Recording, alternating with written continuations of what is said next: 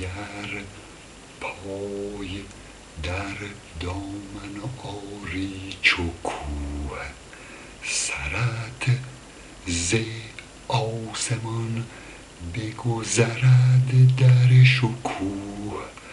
زبان درکش ای مرد بسیار دان، که فردا قلم نیست بر بی زبان. صدف وار گوهر شناسان راز، دهان جز به لؤلؤ نکردند باز. فراوان سخن باشد آگنده، گوش نصیحت نگیرد مگر در خموش.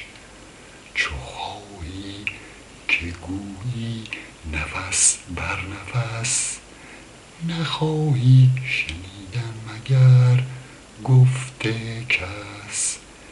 نباید سخن گفت ناساخته، نشاید بریدن نه انداخته. تأمل کنان در خطا و صواب، به از ژاژخایان حاضر جواب. کمال است در نفس انسان سخن، تو خود را به گفتار ناقص مکن.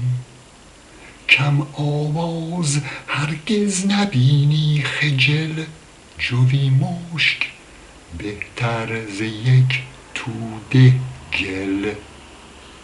حذر کن ز نادان 10 مرد گوی، چو دانا یکی گوی و پرورده گوی.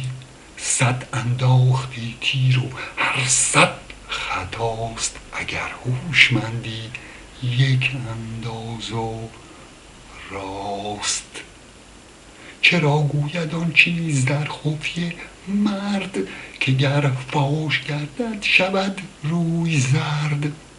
مکن پیش دیوار غیبت، بسی بود کز پسش گوش دارد کسی.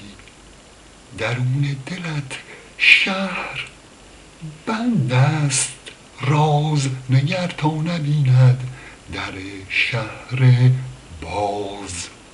از آن مرد دانا دهان دوخته است، که بیند که شمع از زبان سوخته